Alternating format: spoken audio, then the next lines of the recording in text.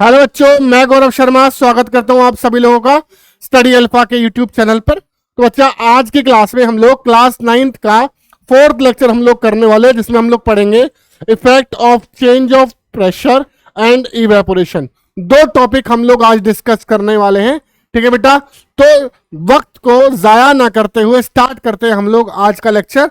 बेटा, मैं आपको बता दूं कि हमारा वीडियोस आपको जो क्लास 10th और 12th का है वो आपको मंडे, वेडनेसडे और फ्राइडे में बेटा मिला करेगा। ठीक है बच्चा, और क्लास 9th और 11th का वीडियो आपको ट्यूसडे, थर्सडे और सैटरडे में मिलेगा। ठीक है बेटा, साथ ही साथ जो संडे होगा बेटा, संडे में हम आपकी डाउट क्लासेस लगाए करेंगे, किसका, 10th और 12th के।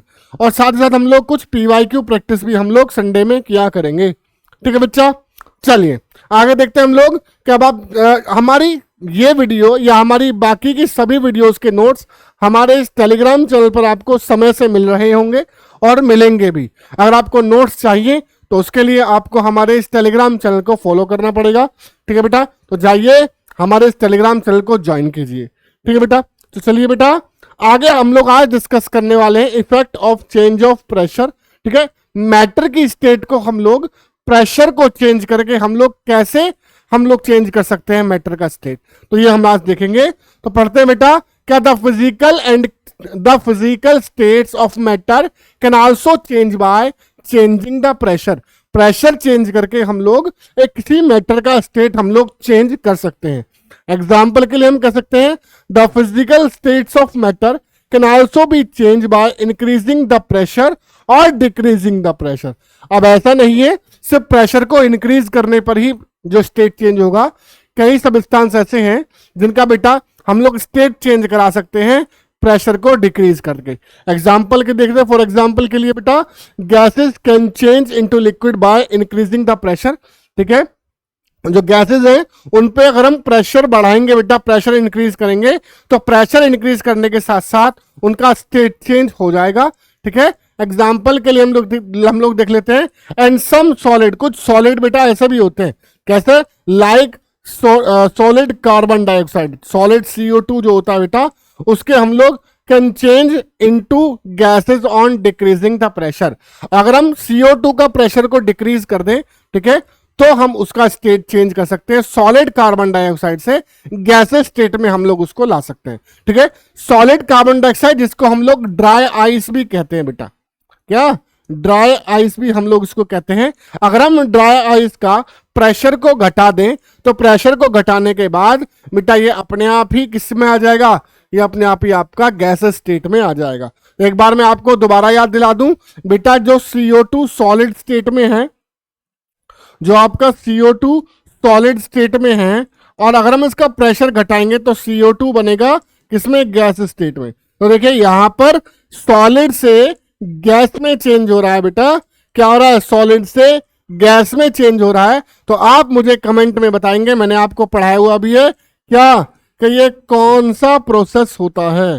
ठीक है, व्हेन ए मैटर या substance change directly solid into gas, तो उस प्रोसेस को क्या कहते हैं, या आप मुझे कमेंट में जरूर बताना बेटा। ठीक है, चलिए आगे हम लोग देख लेते हैं क्या, किस तरीके से आपका जो गैसेस हैं उस पर अगर हम प्रेशर इंक्रीज करेंगे तो किस तरीके से चेंज होगा, उसका रीजन क्या है, हम लोग ये जान लेते हैं। ठीक है बेटा, तो when the high pressure is applied, जब हम लोग एक हाई प्रेशर अप्लाइड करेंगे गैस पे, द गैस कंप्रेस, तो गैस क्या होगा, कंप्रेस होगा।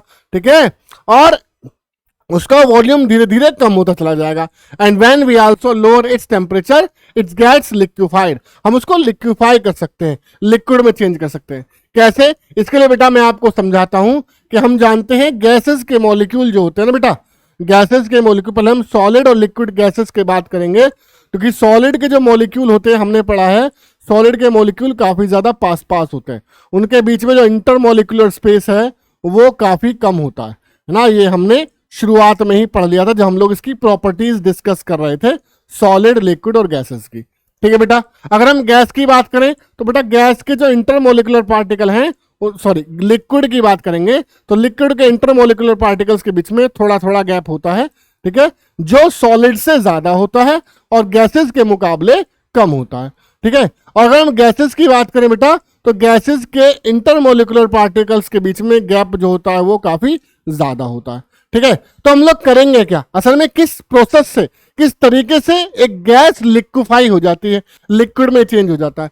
कैसे, जैसे बेटा हम इन पर प्रेशर लगाएंगे, जैसे ही हम लोग इसके पार्टिकल्स पर प्रेशर लगाएंगे तो इसके पार्टिकल्स के बीच का जो ये गैप है ना बेटा, इसके पार्टिकल्स के बीच का जो ये गैप है, ये गैप धीरे धीरे कम होता चला जाएगा। ये गैप जो है बेटा वो धीरे धीरे कम होता चल जाएगा, और कम होने के बाद इसका वॉल्यूम कम होगा, और वॉल्यूम कम होने के बाद इसके बीच का इंटरमोलिकुलर स्पेस जब कम हो जाएगा तो ये किसकी तरह दिखने लगेगा, ये अपने आप ही लिक्विड की तरह दिखने लगेगा। जैसे मैंने बताया था ये क्या है, ये सॉलिड है बेटा, है ना, ये सॉलिड, ये आपका लिक्विड, और ये आपका गैस है ना। अगर हम गैस में क्या करें, प्रेशर अप्लाई कर दें, प्रेशर अप्लाई करने पर क्या होगा, इसके जो पार्टिकल्स होंगे वो पास पास आ जाएंगे, और जब पास पास आ जाएंगे तो जब इनके बीच का इंटरमोलिकुलर स्पेस खत्म हो जाएगा, तो इंटरमोलिकुलर स्पेस खत्म होने के बाद बेटा ये किसकी तरह दिखेगा, ये आपको अपने आप ही किसकी तरह दिखने लगेगा, लिक्विड की तरह दिखने लगेगा। इस तरीके से एक गैस को आसानी से लिक्विफाई किया जा सकता है। ठीक है बेटा, यही ये जो एक्टिविटी आप देख रहे हो इसमें बेटा यही हो रहा है। क्या, हमारे पास एक सिलेंडर है, और सिलेंडर में हमने कुछ गैस के पार्टिकल्स हम लोगों ने ले लिए हैं। ठीक है बेटा, कुछ गैस के पार्टिकल्स हम लोगों ने लिए हैं, और ऊपर से हम पिस्टन की हेल्प से इसमें प्रेशर लगा रहे हैं। ठीक है बेटा, पिस्टन की हेल्प से ऊपर से प्रेशर लगाया जा रहा है, जिसे कंप्रेस होने के बाद या कूल करने के बाद इसके जो पार्टिकल्स के बीच का जो ये गैप है ना, पार्टिकल्स के बीच का जो गैप है वो धीरे धीरे कम हुआ। ठीक है, कम हुआ, जब हम उसके और ज्यादा कंप्रेस किया, और ज्यादा कंप्रेस करने के बाद बेटा इसके पार्टिकल के बीच का गैप और ज्यादा कम होगा, और जब इसके पार्टिकल्स के बीच का गैप उतना रह जाएगा जितना कि एक लिक्विड के पार्टिकल्स के बीच में होता है, तो एक गैस अपने आप ही लिक्विड में चेंज हो जाएगी। ठीक है बेटा, तो ये इसके पीछे का रीजन है कि किस तरीके से एक गैस को प्रेशर लगा करके लिक्विड में चेंज किया जाता है। ठीक है, आगे बेटा याद रखिएगा, एक gas can be liquefied by applying pressure and lowering the temperature. ठीक है बेटा, क्या करेंगे, टेम्परेचर को कम करके और प्रेशर को इंक्रीज करके हम लोग किसी भी गैस को क्या कर सकते हैं, किसी भी गैस को हम लोग लिक्विफाई कर सकते हैं। नेक्स्ट देखिए बेटा, अमोनिया एक ऐसी गैस है बेटा, ammonia gas can be liquefied by applying high pressure. ठीक है, अमोनिया गैस को हाई प्रेशर अप्लाई करने के बाद लिक्विफाई किया जाता है, एंड लॉरिंग द टेम्परेचर। ठीक है बेटा, टेम्परेचर को डाउन करके और प्रेशर को उसके ऊपर बढ़ा करके हम लोग अमोनिया गैस को आसानी से लिक्विफाई कर सकते हैं। ठीक है बेटा, तो ये इसके पीछे रीजन था कि प्रेशर लगाने पर किस प्रकार से एक गैस जो है बेटा वो लिक्विफाई हो जाती है, लिक्विड में चेंज हो जाती है। ठीक है बेटा, आगे हम लोग देखते हैं, आगे हम लोग पढ़ेंगे बेटा इवेपोरेशन। अच्छा टॉपिक है बेटा, यहां से एक क्वेश्चन आपको जरूर पूछा जाएगा आपके इंटरनल्स में, स्कूल में होने वाले एग्जाम्स में आपको एक क्वेश्चन यहां से जरूर मिलेगा। ठीक है बेटा, और ये भी बताऊंगा मैं कि इसकी जो एप्लीकेशंस होते हैं बेटा इवेपोरेशन के, वहां से आपको क्वेश्चन मिलेगा। पहले इवेपोरेशन हम लोग देख लेते हैं क्या होता है। The process of a liquid change into vapours और gas even below its boiling point, it's called evaporation. क्या, ये प्रोसेस है, कौन सा प्रोसेस, जिसमें लिक्विड जो है चेंज हो जाता है वेपर में, लिक्विड जो है वेपर या गैस में चेंज होता है, कब, even below its boiling point, it's called evaporation. ठीक है बेटा, जब एक गैस जो है जब एक लिक्विड जो है वो गर्म होने के बाद गैसेस में चेंज होगा, तो इस प्रोसेस को हम लोग इवेपोरेशन कहते हैं। कहाँ कहाँ देखने को मिलता है, जैसे आपकी ये पिक्चर आप लोग देख रहे होंगे, ये पिक्चर बेटा एक आपका क्या है, ये पीछे आप देख रहे हो एक ये आपका तालाब है ना, तालाब कह दो या नदी कह दो, ये है, और सन की हीट से, है ना, आप देख रहे हो गर्मी के दिनों में जब सन निकलता है ना, तो सन की हीट से, जब सन की हीट इस पे पड़ती है, तो सन की हीट से ये पानी जो है बेटा इवेपोरेट हो रहा है ना, ये पानी जो है बेटा क्या हो रहा है, इवेपोरेट हो रहा है ना। क्या कर रहा है, सन इसको गर्म कर रहा है पानी को, और पानी को गर्म करने पर ये सारा पानी जो है बेटा गैसेस में चेंज होकर के ऊपर की तरफ उड़ रहा है। ठीक है, नेक्स्ट आप देख रहे हैं यहाँ पर डायग्राम में बेटा जो सॉल्ट बनाने का जो प्रोसेस है ना बेटा, वो इवेपोरेशन से ही होता है। सॉल्ट बनाने का प्रोसेस क्या करते हैं हम लोग, कैसे, देखिए सॉल्ट कैसे बनता है। असल में जो समुद्र का पानी होता है उनको एक गड्ढे में इकट्ठा कर लिया जाता है। ठीक है, और समुद्र का जो पानी होता है बेटा उसके किनारे पर एक गड्ढे में इकट्ठा कर लिया जाता है और फिर इवेपोरेशन प्रोसेस से, कैसे इवेपोरेशन होगा सर, सन आता है ना, तो सूरज आता है, सूरज की हीट आती है बेटा, है ना, जो सूरज होता है ना, सूरज की हीट आती है, ठीक है, और सूरज जब इसको हीट देता है तो यहाँ का जो वाटर होता है, यहाँ का जो पानी होगा वो क्या होता है बेटा, वो इवेपोरेट होकर के, वो इवेपोरेट हो जाता है, और इवेपोरेट होकर के जो इसके अंदर का जो सॉल्ट है, जो पानी में डिजोल्व जो सॉल्ट है, वो नीचे यहीं पे रह जाता है और बाकी का पानी इवेपोरेट होकर उड़ जाता है। तो यही प्रोसेस आपको यहाँ पर दिखाया गया है कि किस तरीके से क्या बनता है, किस तरीके से आपका सॉल्ट का फॉर्मेशन होता है। तो सॉल्ट का फॉर्मेशन होने के लिए भी इवेपोरेशन ही यूज होता है। ठीक है बेटा, आगे नीचे पॉइंट पढ़ते हैं हम लोग। Whenever the temperature at which evaporation take place the latent heat of vaporisation must be supplied whenever a liquid change into vapour. क्या, जब एक लिक्विड बेटा वेपर्स में चेंज होता है, जब एक लिक्विड वेपर्स में चेंज होता है, या कह सकते हैं हम लोग जब इवेपोरेशन का प्रोसेस होता है, तो उसमें जो लिक्विड है वो अपनी लेटेंट हीट लेकर के चेंज हो जाता है, किसमें, गैसेस में चेंज हो जाता है। लेटेंट हीट हमने इससे पहले की वीडियो में अच्छे से डिस्कस हमने किया हुआ है। ठीक है बेटा, चलिए आगे हम लोग इसके एप्लीकेशन कुछ देख लेते हैं जहां से क्वेश्चंस आते हैं। तो यहां देखिए बेटा, फैक्टर अफेक्टिंग द इवेपोरेशन। अब इवेपोरेशन को कौन कौन से फैक्टर्स बेटा अफेक्ट करते हैं, ठीक है, ये हम लोग देखेंगे कि कौन कौन से फैक्टर्स इवेपोरेशन को इफेक्ट करते हैं। तो पहला नंबर पे हम लोग देखेंगे टेम्परेचर। टेम्परेचर है बेटा, टेम्परेचर इफेक्ट करता है, किस तरीके से करता है वो भी हम देखेंगे। साथ में है the surface area, surface area है। नंबर 3 पे आपका ह्यूमिडिटी। नंबर 4 पे हम लोग देखेंगे वाइंड स्पीड। ठीक है बेटा, तो वन बाय वन हम लोग एक एक को अच्छे से समझते हैं कि किस तरीके से temperature, surface area, wind speed या ह्यूमिडिटी इसको अफेक्टेड करती हैं। ठीक है, तो पहले नंबर पर हम लोग देख लेते हैं टेम्परेचर। तो टेम्परेचर कैसे इफेक्ट करता है, तो अगर आप देखेंगे बेटा, क्या, the rate of evaporation increase on increasing the temperature. तो टेम्परेचर बढ़ाने के साथ साथ जो रेट ऑफ इवेपोरेशन है वो भी बेटा उसी स्पीड में या उसी तरीके से आपका बढ़ेगा। जैसे एग्जांपल के लिए अगर आप अपने घर में पानी को गर्म करते हैं, ठीक है, पानी को गर्म जब आप करेंगे तो आप देखते हैं वो जो पानी है, पानी गर्म होने के बाद जो पानी है वो गैसेस में चेंज होना स्टार्ट हो जाता है। ठीक है, तो एक थोड़ा सा हल्का सा सोचिए, थोड़ा सा दिमाग लगा करके कि अगर हम थोड़ा सा अगर हम उस पानी को तेज गैस पे यानी कि बर्नर को हाई पे करके हम लोग उसको गर्म करेंगे, तो गर्म करने पर क्या होगा, पानी की जो गैसेस हैं, पानी की जो वेपर्स हैं वो बेटा ज्यादा बनेंगी, है ना, पानी की जो वेपर्स हैं वो क्या बनेंगी, ज्यादा बनेंगी। लेकिन अगर हम उसी पानी को लो फ्लेम पे अगर हम गर्म करते हैं तो क्या होगा, पानी की जो गैसेस हैं वो कम बनेंगी, है ना, जो पानी की जो गैसेस होंगी वो कैसी बनेंगी बेटा, वो आपका कम बनेंगी, है ना। तो क्या है, अगर हम टेम्परेचर बढ़ाएंगे, अगर हम गैस की फ्लेम को तेज रखेंगे तो क्या गैसेस ज्यादा बनेंगी, है ना। अगर हम गैस की फ्लेम को लो पे रखेंगे, है ना, तो क्या क्या हो रहा है बेटा इसमें, तो क्या होगा कि जो गैसेस हैं वो कम बनेंगी, है ना। इसका मतलब यह है कि अगर हम लोग टेम्परेचर बढ़ाएंगे तो टेम्परेचर बढ़ाने के साथ साथ जो गैसेस में चेंज हो रहा है वाटर, यानी कि जो इवेपोरेशन है वो कैसा होगा, इंक्रीज हो जाएगा, है ना। जब हम लोग गैस के फ्लेम को कम करेंगे, कम रखेंगे, तो क्या होगा, तो ऐसी कंडीशन में बेटा, तो ऐसी कंडीशन में गैसेस जो हैं वो क्या करेंगे, कम बनेंगी, कम फ्लेम पे। ज्यादा फ्लेम पे गैसेस ज्यादा बनेंगी। ठीक है, तो हम लोग ये कह सकते हैं कि टेम्परेचर को इंक्रीज करने के साथ साथ, है ना बेटा, टेम्परेचर को इंक्रीज करने के साथ साथ जो रेट ऑफ इवेपोरेशन है वो भी बढ़ेगा। ठीक है, टेम्परेचर जैसे जैसे हम लोग बढ़ाएंगे तो रेट ऑफ इवेपोरेशन भी उसी तरीके से बढ़ेगा, या टेम्परेचर को अगर हम घटाएंगे तो रेट ऑफ इवेपोरेशन बेटा घटेगा। तो इस प्रकार से, इस तरीके से ही टेम्परेचर जो है, टेम्परेचर पर डिपेंडेंट होता है इवेपोरेशन। ठीक है बेटा, नेक्स्ट हम लोग देख लेते हैं।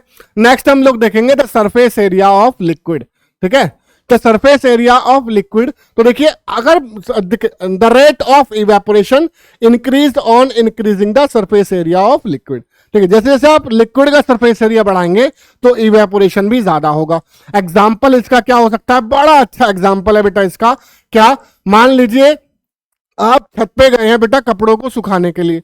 अगर आप छत पे कपड़ों को सुखाने के लिए गए हैं तो आपके पास 2 साड़ियां हैं, है ना, या दो चादरें हैं, दो चादरों को आपको रस्सी पे डाल के सुखाना है।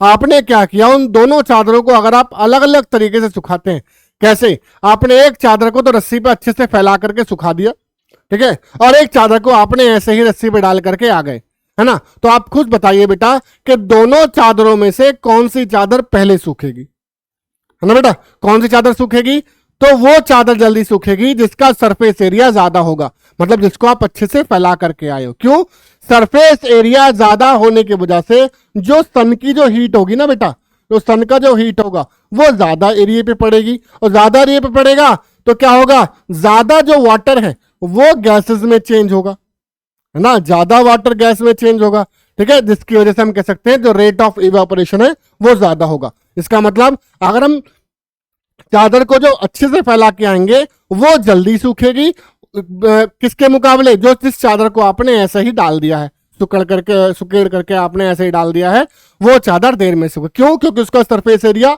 कम होगा, और जो चादर आपने अच्छे से फैलाकर आपने रस्सी पे डाली है वो चादर आपका जल्दी से सूखेगी। वजह क्या है, तो सर चादर का सरफेस एरिया ज्यादा हो गया, जब सरफेस एरिया ज्यादा हो गया तो ज्यादा जो सन की हीट है वो उस पर आएगी और ज्यादा पानी इवेपोरेट हो जाएगा, ठीक है। इसका मतलब मैं कह सकता हूं अगर सरफेस एरिया ज्यादा होगा, अगर सरफेस एरिया ज्यादा होगा लिक्विड का तो इवेपोरेशन भी ज्यादा होगा, अगर सरफेस एरिया लिक्विड का कम होगा तो बेटा इवेपोरेशन भी कैसा होगा, कम ही होगा, ठीक है बेटा। तो अच्छे से समझ में आ गया होगा सब बच्चों के, इसीलिए मैंने ये पिक्चर इसमें लगाया था कपड़ों वाला, ठीक है बेटा, ताकि कपड़ों से आप आसानी से समझ जाएं, ठीक है। नेक्स्ट हम लोग देख लेते हैं ह्यूमिडिटी ऑफ एयर। तो ह्यूमिडिटी को समझने के लिए आपको थोड़ा सा समझना पड़ेगा, क्या, when the humidity of air is लो। अगर ह्यूमिडिटी क्या, ह्यूमिडिटी है हमारे मौसम में, हमारे वातावरण में नमी, पानी की मात्रा, ठीक है, नमी क्या होगा, then the rate of evaporation is high and the water evaporates more readily, ठीक है। अगर नमी बेटा ज्यादा होगी, याद रखिएगा, अगर एटमॉस्फेयर में नमी ज्यादा होगी यानी कि ह्यूमिडिटी ज्यादा होगी तो इवेपोरेशन कम होगा, ठीक है। कैसे, एग्जांपल के लिए हम समझ लेते हैं कि बेटा अगर अगर रेनी सीजन है, अगर बेटा रेनी सीजन है तो रेनी सीजन में बेटा जो पसीना होता है, जो स्वेट होता है ना, जो आपका पसीना होता है वो आसानी से नहीं सूखता। क्यों, क्योंकि इवेपोरेशन नहीं होता, इवेपोरेशन उतनी तेजी से नहीं हो पाता है, ठीक है, जितना तेजी से आपका कब होगा, जब ह्यूमिडिटी लो होगी। तो when the humidity of air is low then the rate of evaporation is high. अगर ह्यूमिडिटी बेटा आपका कम होगी, अगर एटमॉस्फेयर में आपका नमी कम होगी, है ना, तो इवेपोरेशन हाई हो जाएगा। क्योंकि रेनी सीजन में, बरसात के दिनों में बेटा, बरसात के दिनों में क्या होता है, हमारे एटमॉस्फेयर में, हवा में नमी होती है, नमी का मतलब ह्यूमिडिटी ज्यादा होती है, और ह्यूमिडिटी ज्यादा होने की वजह से रेट ऑफ इवेपोरेशन कम हो जाता है। और यही कारण है कि ऐसे दिनों में जो पसीना है बेटा वो आपका देर से सूखता है, ठीक है बेटा, देर से आपका सूखेगा पसीना, ठीक है बेटा, समझ में आ गया होगा सबके, क्या कि सर ह्यूमिडिटी अगर लो है तो इवेपोरेशन हाई है, और अगर ह्यूमिडिटी हाई है तो इवेपोरेशन लो होगा, ठीक है बच्चा, ठीक है। तो नेक्स्ट देखते हैं हम लोग, चौथी प्रॉपर्टी है इसका विंड स्पीड। बड़ा आसान सा सवाल है बेटा, बड़ा आसान सा टॉपिक है, अच्छे से आपको समझ में आ जाएगा। अगर आप कपड़े सुखा के आए हो बेटा छत पे, अगर हवा तेज चल रही है, हवा तेज चल रही है तो कपड़े जल्दी सूखेंगे, इसका मतलब है रेट ऑफ इवेपोरेशन ज्यादा होगा, है ना। अगर आपका हवा कम चल रही है, हवा की स्पीड कम है तो बेटा रेट ऑफ इवेपोरेशन कम होगा, इसका मतलब कपड़े जो है बेटा देर में सूखेंगे, है ना। तो हम कह सकते हैं क्या, the rate of evaporation of a liquid increase with increase the wind speed. अगर हमारे पास हवा तेज है, हवा तेज चल रही है तो आपका इवेपोरेशन भी ज्यादा होगा, ठीक है बेटा, बड़ी सिंपल सी बात है, ठीक है। तो इस तरीके से आपका विंड स्पीड डिपेंड करेगा, ठीक है बेटा, समझ में आ गया होगा सभी बच्चों के, ठीक है। आगे मैं देखता हूं बेटा, आगे हम लोग पढ़ेंगे कूलिंग केस्ड बाय इवेपोरेशन। देखिए बेटा यहां से आपका एक क्वेश्चन बनेगा मेरे हिसाब से, तो ठीक है, तो यहां से काफी सारे क्वेश्चंस बन सकते हैं। मैंने कुछ एग्जांपल लिए हैं। पहला, the cooling caused by evaporation based on the fact that when a liquid evaporates, क्या, लिक्विड इवेपोरेट्स इट ड्रॉज या takes the latent heat of vaporisation from anything which it touch, ठीक है। क्या होता है, अगर कोई भी सब्सटेंस है बेटा, ठीक है, कोई भी सब्सटेंस है और कोई भी सब्सटेंस अगर लिक्विड है, ठीक है, और लिक्विड है, लिक्विड इवेपोरेट हो रहा है, लिक्विड है बेटा और लिक्विड इवेपोरेट हो रहा है। इसका मतलब ये है कि लिक्विड जिस किसी चीज से टच है, यानी कि लिक्विड जिस किसी चीज से टच है वो उससे अपनी लेटेंट हीट ले रहा है और लेटेंट हीट लेने के बाद वो लिक्विड जो है बेटा गैसेस स्टेट में जा रहा है। ठीक है, ये आपका कूलिंग केस्ड बाय इवेपोरेशन। क्या होगा इफ वी पुट, देखिए यहाँ ये क्वेश्चन इंपोर्टेंट है, ये क्वेश्चन लाइन बेटा इंपोर्टेंट है, क्वेश्चन यहाँ से पूछ लिया जाता है। कैसे? क्या if we put a little of spirit, अगर हम थोड़ा सा ईथर या पेट्रोल को अगर हम अपने हाथ पे डालते हैं, ठीक है, क्या पेट्रोल या ईथर या कई बार परफ्यूम भी होते हैं बेटा, परफ्यूम को आप अपने हाथ पे डालोगे तो आपको ठंडा ठंडा फील होता है ना? कैसा फील होगा? ठंडा ठंडा फील होता है। ऐसा क्यों होता है? जब आपने बेटा लिक्विड को, उसके जो एलपीजी होता है या पेट्रोल है या फिर ईथर है, जब आप इसको अपने हाथ में डालेंगे तो बेटा वो आपके हाथ से लेटेंट हीट लेगा और लिक्विड से गैसेस स्टेट में चला जाएगा। क्या करेगा? आपके हाथ से लेटेंट हीट लेगा और लेटेंट हीट लेने के बाद वो किस में चला जाएगा? वो चला जाता है बेटा आपका गैस स्टेट में। तो आपके हाथ में बेटा हीट का लॉस होता है, इसलिए आपको ठंडा ठंडा फील होता है। ठीक है बेटा, तो यही मैंने यहां लिखा है, if we put a little of spirit, ether या petrol at the back of our hand and wave it around it, the spirit evaporate rapidly and our hand feels very cold है, और हमें कैसे लगने लगता है? ठंडा ठंडा हमें लगने लगता है। ठीक है बेटा, चलिए आगे इसके कुछ और एग्जांपल्स हम लोग देख लेते हैं। जैसे नेक्स्ट, ड्यूरिंग द समर, बेटा गर्मी के दिनों में water is usually keeped in earthen pot, जो पानी होता है ना बेटा वो उसको मटके में रखते हैं ताकि वो ठंडा रहे, है ना? हमने कई जगह देखा है। क्या पानी को कहाँ रखते हैं? पानी को मटके में रखते हैं ताकि वो कैसा रहे? ठंडा रहे। अब इसके पीछे क्या रीजन है सर वो ठंडा रहता है? तो देखिए बेटा, during hot summer days water is usually keeped in earthen pot called pitcher और matka to keep it cool, ताकि वो ठंडा रहे। होता क्या है बेटा, मटके में बेटा छोटे छोटे पोर्स होते हैं, छोटे छोटे छेद होते हैं, इसमें जो अंदर का पानी है वो आपका यहाँ पे आएगा, यहाँ पे उन छेदों में आएगा, और उन छेदों में क्या होता है, जब बाहर से हीट पड़ता है तो ये पानी जो है, जो ये पानी है बेटा, ये पानी अंदर के वाटर से लेटेंट हीट लेगा। ये जो वाटर होता है बेटा, वाटर क्या करेगा? अंदर के पानी से लेटेंट हीट लेगा और ये क्या हो जाएगा? वेपराइज हो जाएगा। ठीक है, वेपराइज हो जाएगा। तो अंदर के पानी ने क्या किया? अंदर के पानी ने हीट लॉस करी, जिसकी वजह से जो मटके के अंदर का पानी है बेटा वो ठंडा रहता है। ठीक है बेटा, क्या रहता है? मटके के अंदर का पानी ठंडा रहता है। ठीक है बेटा, नेक्स्ट एग्जांपल देखिए, यहां देखिए नेक्स्ट एग्जांपल। क्या?